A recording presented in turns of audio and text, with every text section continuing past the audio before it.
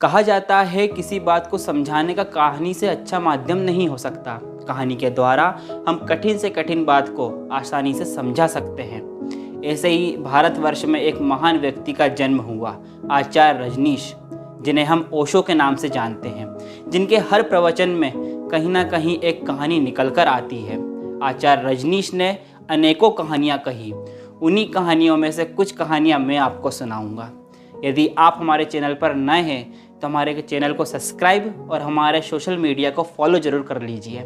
ऐसी अच्छी बातें और महत्वपूर्ण जानकारियाँ आपके लिए लाते रहेंगे। कवियों, कहानीकारों, साहित्यकारों के साथ साथ भारत के इतिहास और अध्यात्म से आपको मिलाते रहेंगे।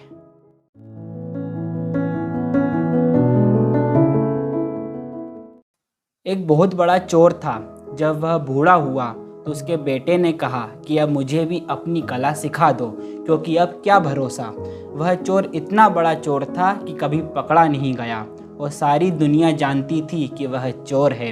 उसकी खबर सम्राट तक थी। सम्राट ने एक बार उसे बुलाकर सम्मानित भी किया था कि तू अद्भुत आदमी है।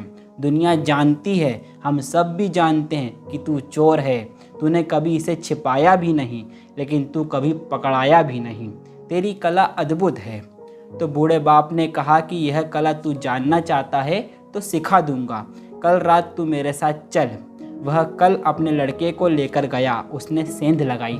सेंध होता है चोरी के उद्देश्य से दीवार पर किया जाने वाला बड़ा छेद, जिससे होकर आया जाया जा सके।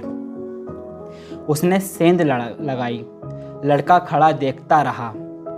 वह इस तरह से सेंध लगा रहा था, इतनी तन्मयता से सेंध लगा रहा था, जैसे कोई चित्रकार जिसे चित्र बनाता हो, कोई मूर्तिकार मूर्ति बनाता हो, कोई भक्त मंदिर में पूजा करता हो। ऐसी तन्मयता, ऐसा लीन, इससे कम में काम नहीं चलेगा। वह मास्टर थीफ था। वह कोई साधारण चोर नहीं था, सैकड़ों चोरों का गुरु था। लड़का कँप रहा था, खड़ा हुआ। रात ठंडी नहीं थी, लेकिन कपकपी छूट रही थी। उसकी रीढ़ में बार बार घबराहट पकड़ रही थी। वह चारों तरफ चौंक चौंक कर देखता है, लेकिन बाप अपने काम में लीन है। उसने एक बार भी आंख उठाकर यहाँ वहाँ नहीं देखा। चोर की सेंध तैयार हो गई। बाप बेटे को लेकर अंदर गया।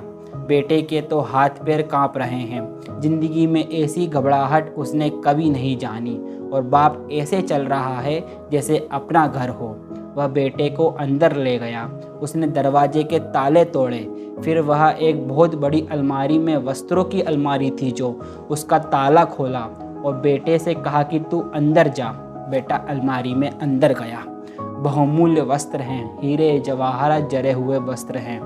और जैसे ही वह अंदर गया, बाप ने ताला लगाकर चाबी अपने खीसे में डाल ली। लड़का अंदर, चाबी खीसे में डाली, बाहर गया।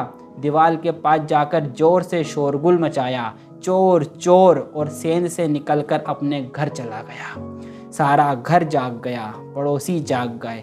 लड़के ने तो अपना सिर पीट लिया अंदर कि यह क्या सिखाना हुआ। मारे गए। कोई उपाय भी नहीं छोड़ा बाप ने निकलने का।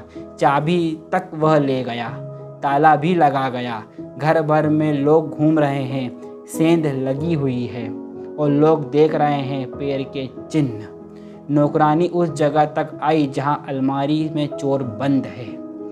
उसे कुछ नहीं सूझ रहा है, क्या करे। बुद्धि काम नहीं देती। बुद्धि तो वही काम देती है अगर जाना माना हो, किया हुआ हो। बुद्धि तो हमेशा बासी है। ताजे से बुद्धि का कोई संबंध नहीं। यह घटना ऐसी है, इतनी नई है कि ना तो कभी की, ना कभी सुनी और ना कभी पढ़ी। ना कभी किसी चोर ने पहले कभी ऐसा किया हो, शास्त्रों में उल्लेख हो इस बात का। कुछ लोग सूझ नहीं रहा। बुद्धि बिल्कुल बेकाम हो गई है। जहाँ बुद्धि बेकाम हो जाती है, वहाँ भीतर की अंतस चेतना जागती है। अचानक जैसे किसी ऊर्जा ने उसे पकड़ लिया और उसने इस तरह आवाज़ की जैसे चूहा कपड़े को कुतरता हो। यह उसने कभी भी नहीं किया था जिंदगी में अभी तक। वह खुद भी हैरान हुआ अपने पैर में। नौकरानी चाबियां खोज रही है। उसने दरवाज़ा खोला और दिया लेकर उसने भीतर झांका कि चूहा है शायद। जैसे ही उसने दिया ले जाकर अंदर झांका, उसने दिए पर फूंक मारकर उसे बुझा दिया और धक्का देकर भाग निकला। सेन से निकला। 10-20 आदमी उसके पीछे हो लिए। बड़ा शोरगुल मच गया, सारा पड़ोस जाग गया। वह जान छोड़कर भाग रहा था। ऐसा वह कभी नहीं भागा था आज तक। उसे यह समझ में नहीं आ रहा था कि भागने वाला मैं हूँ या जैसे कोई उसे भगा रहा हो। वह एक कुएं के पास पहुंचा। एक चट्टान को उठाकर उसने कुएं में पटक दिया। उसे यह भी पता नहीं चला कि वह मैं कर रहा हूँ या जैसे उससे यह कोई करवा रहा है। चट्टान कुएं में गिरी। सारी भीड़ कुएं के पास इकट्ठी हो गई। समझा कि चोर कुएं में कूद गया। वह जाड़ के पीछे जाकर सुस्ताने लगा, फिर घर गया। दरवाजे पर दस्तक दी।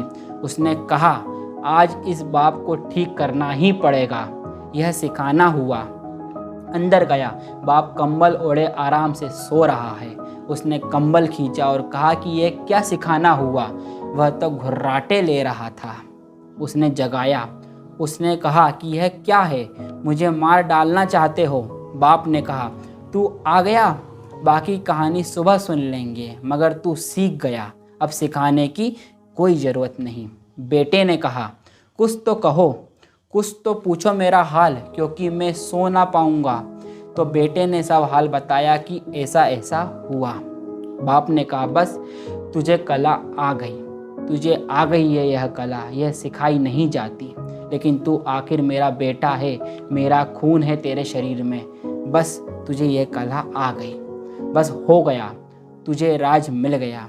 क्योंकि चोर अगर बुद्धि से चले तो फंसेगा, तो बुद्धि छोड़ देनी पड़ती है, क्योंकि हर घड़ी नई है, हर बार नए लोग हैं, हर मकान नए ढंग का है। पुराना अनुभव कुछ काम नहीं आता। वहाँ तो बुद्धि से चलेंगे तो उपद्रव मचेगा, वहाँ तो अंतस चेतना से चलना पड़ता है।